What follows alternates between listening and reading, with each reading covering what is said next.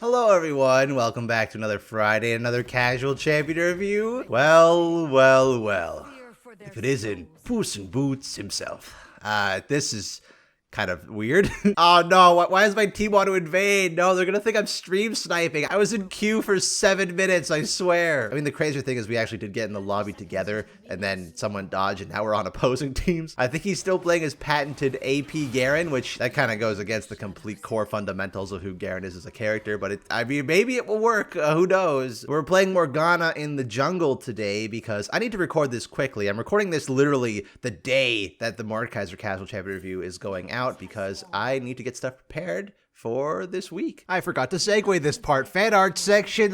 Look at the Morgana. I think I make that joke in here, so probably, I don't know. Anyways, thank you fellas for the Morgana art. It is wonderful as usual. I'm sorry if any of you made them on Wednesday or Thursday and they're not in here. I could not include them because I left, but by the time this video is out, I'll already be back from my trip to Los Angeles because I went to Riot headquarters. I'll have probably more stuff to say on it when I get back, but thank you fellas. Again, I'm sorry if you made artwork and it's not in here. That is the reason why, but take care of yourselves, fellas. Have a good one and enjoy the video. So for those who've watched the Kale Casual Champion review, you probably know about this origin a bit because they're pretty much the exact same. I don't think starting Q is what I'm supposed to do on Jungle Morgana. I think I'm supposed to start W. Oops. Okay, yeah, definitely supposed to start W. Probably max it too. So Morgana and Kale are the twin siblings, the daughters of Mahira, the aspect of justice, and daughters of Kilium, the mortal human man. Or Kilium,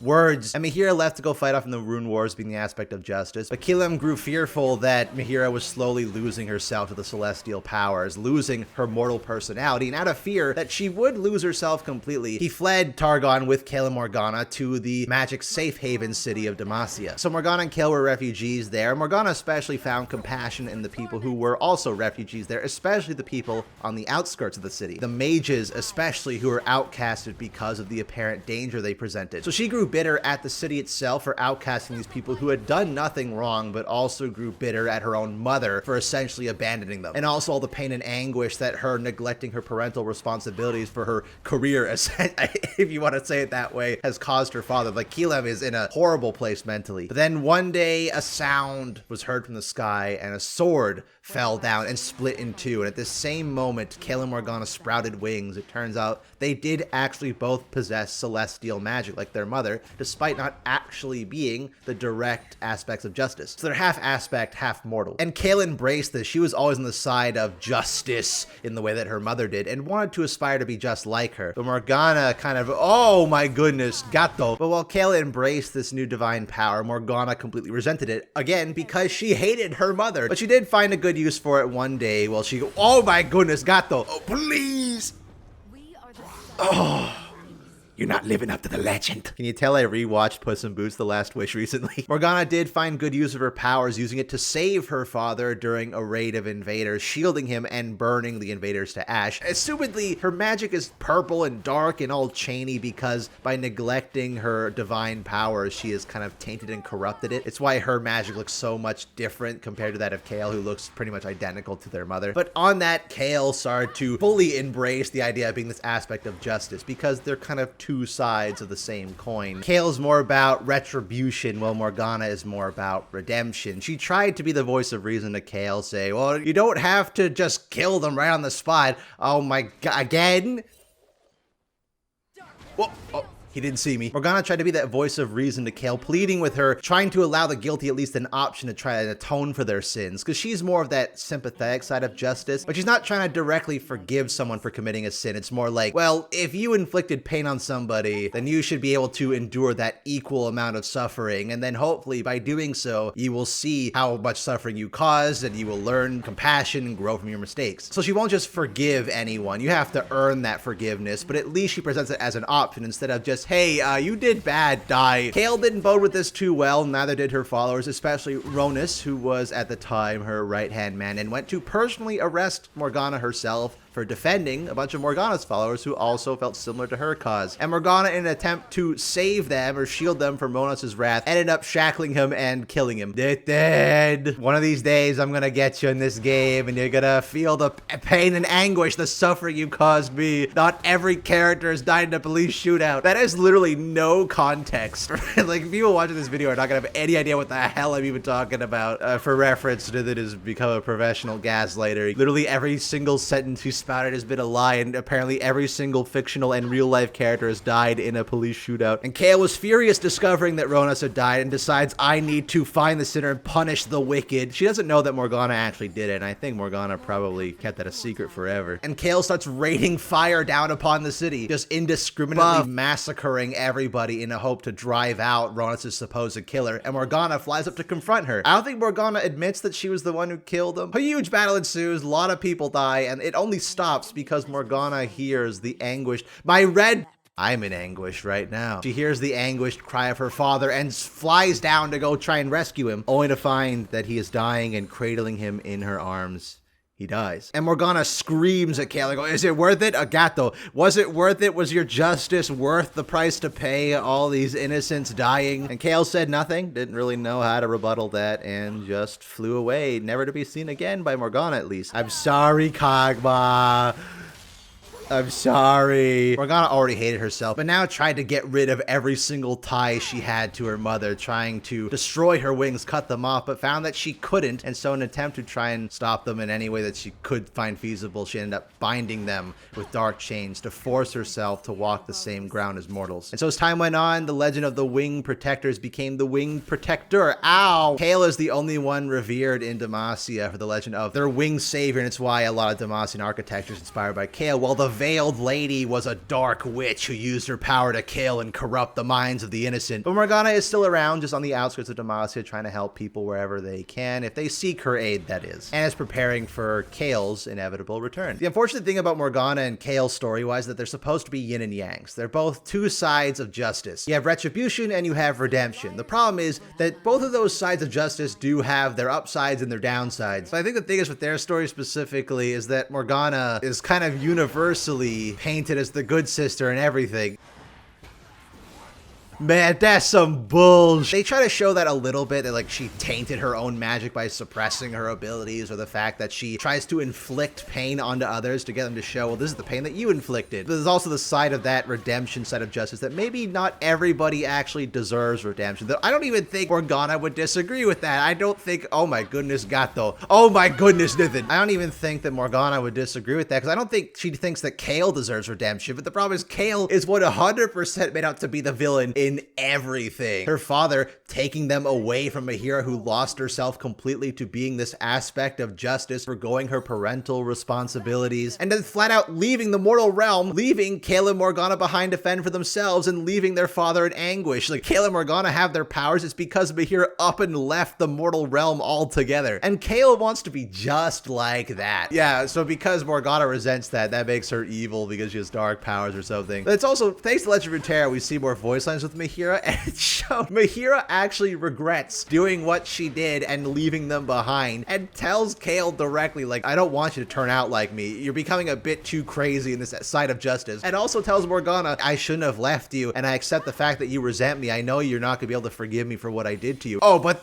no, Kale's not the evil sister. Hell no, man. It's made so obviously apparent that one is the bad sister and one's the good sister. Maybe intentional, because, you know, the one with the dark magic is the good one, the one with the light magic is the evil one. But then it kind of falters that whole yin-yang of the two sides of justice argument. Ironically, her design also doesn't make a lot of sense. Why does she look so fancy? I can't get over why Morgana is in this big fancy evening gown, why they made her into sexy emo goth GF. Of all characters, why Morgana is so overly sexualized to me, that never made any sense. I think it's only stuck around this way because old Morgana was supposed to be that. But weirdly enough, I think if they made her less sexualized, it would would actually make the whole thing of Kale losing her armor make a lot more sense. I've always been one of those people that does not like how Morgana loses her armor, looks more human as she ascends. Well, I think it would be cool to have her gain more armor to become less human in that way. You could also make her more like Mihira, like her mother. As she ascends, she loses her armor, but in that place becomes a lot more abstract with all those eyeballs and wings, kind of a formless figure. That could also work really well. And that way you could contrast with Morgana, where Kale is almost completely unclothed, this unhuman thing. Like, clothes are one of the most human things I think we've invented. Meanwhile, you can have Morgana be fully clothed. She's trying to escape her divine power to become so much unlike her mother that she completely covers herself from head to toe. But then for some reason, Morgana is dressed so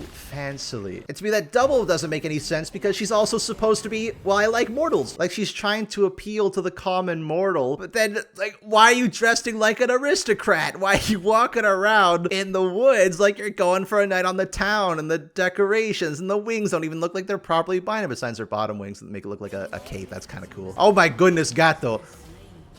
Goodbye, Rango. I think her current design and attempt to try and maintain the look of the original Morgana kind of missed the entire point of her character. We'll get into gameplay, but it's kind of funny that reworking Morgana, they barely changed her gameplay at all. But by changing her lore, they completely recontextualized it, but still made her gameplay make sense. There's some things I do like, you know, her not having shoes. I think that's very clever. Don't take it the wrong way. It's very...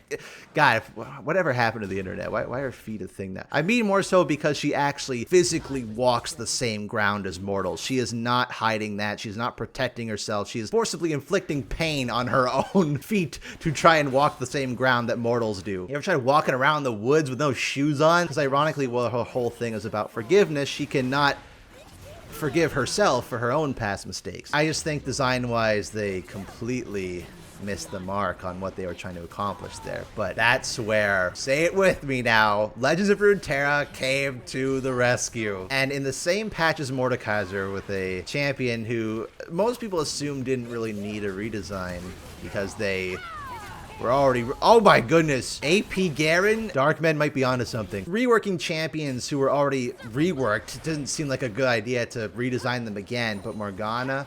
Oh my god. Oh my god. Yeah, I was always kind of indifferent to Morgana. I liked her mainly because I like purple and I liked her story, but as a design, I never much cared for her because it's clear they were just trying to go for the big booba goth GF, and I was just, fan service with no purpose. Not really for me. But then LOR comes along. It's like, I freaking love Morgana now, dude. The LOR design, oh my, I love it so much. She skyrocketed to one of my favorite champions in LOR. Usually in LOR, I like getting the skins and having theme boards for champions, but same with Janna and even Master Yi. I don't get any from Morgana because I love her level 1 art so much, especially, dude. She is everything I could have ever wanted Morgana to be. But what about the design do I actually like? Well, I absolutely love they put her in a full-on cloak, binding her wings to her back. You get no semblance she has wings at all. And also, you know, giving the veiled lady a veil. Who would have thought that would have looked cool and made logical sense or something? But then also giving her all these tattered robes and bandages. Just in every sense of the word, LOR's Morgana, design-wise, is trying to hide her own divinity. And she also keeps that gold decoration stuff she had in the base design, except now it doesn't feel like random jewelry in a line across her dress. It feels like it's actually practical and also takes more inspiration directly from the Rakor tribe, which is the Targonian tribe that she was originally. I believe she was part of the Rakor tribe. It makes her look more like this ancient witch of the woods. It makes her look dangerous, yet, ow, it makes her look dangerous, yet soothing at the same time. And you still keep the stuff that's good about Morgana. You still kept the fact she doesn't wear shoes. You still kept the crying eye mascara. They made her hair a lot thinner, actually. It's not quite as big and poofy as it is in the base design. I actually quite like that a lot more. It makes her hair look messy, like she doesn't really take care of herself. She's not concerned with expressing this, oh yes, I am better than you. Like, no, her whole character arc is, I don't want to appear better than anyone else. I don't want to be the judge, jury, and executioner. I believe people deserve justice, but I don't want to be the sole person to enact said justice. I don't think anyone ever looked at this version of Morgana and said, wow, she's so scary. Like, no, they were definitely just going for visual. Like, they try and give her sharp teeth, but that ain't gonna work, man. That being said, I am not the biggest fan of her level up form, though I do like it more than base Morgana still, and I get what they're going for there. Admittedly, it's supposed to look more more like Kale on purpose. Her level 2 is supposed to be her unleashing her full power and shows, oh, well, she does use her power, then she starts to look more like Kale. But yeah, okay, fair enough. I mean, that would actually be kind of cool, right? If the base LOR design was the one that we saw all the time, and then once she ults, she goes into that second form of her actually unleashing her power. That would make some logical sense.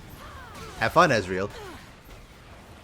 Have fun, Gato. Stunned for 3 million years. Just to me, it was another massive LORW. I think where everyone was kind of on the fence about Mordekaiser. Because compared to this Morgana, like, does anyone really dislike the LOR redesign? I'd like to know why. I feel like I try to do this often in videos. I think you probably fellas have seen in pretty much every video I say, oh, you know, what do you guys think down in the comments? And I like hearing your guys' opinions. If you have a differing opinion than mine, that's great. I don't like when people...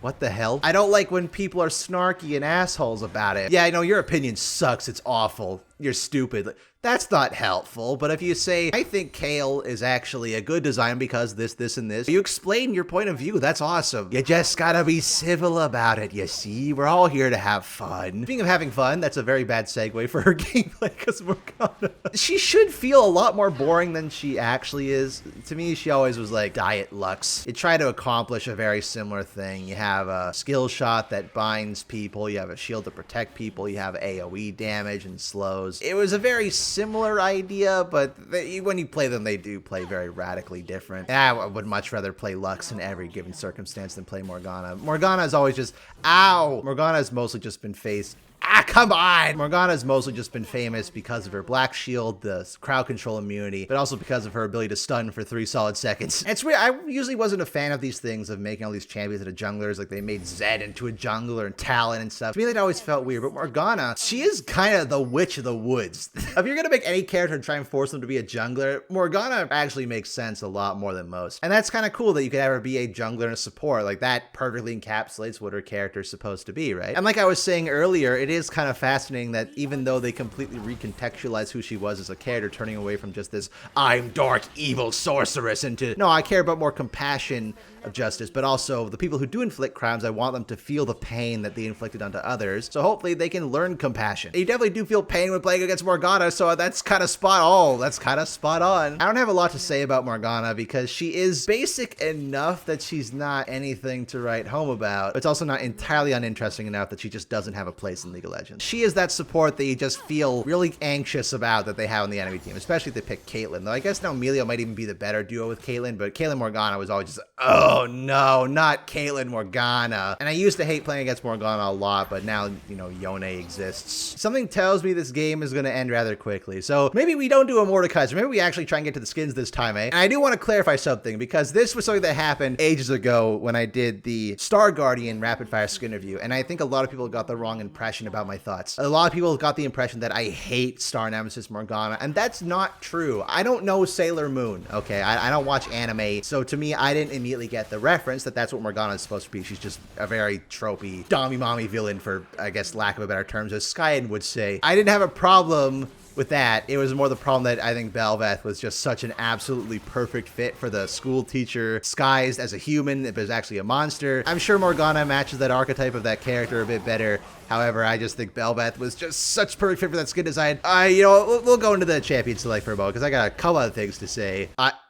I almost got out damaged by Nathan's AP Garen. Well, that's sad. Thank you for watching this week's Casual Champion Review, everybody, for Morgana. Next week, we'll be back with Naafiri. So thank you for watching, and I'll see you in the next one, all right? Well, goodbye.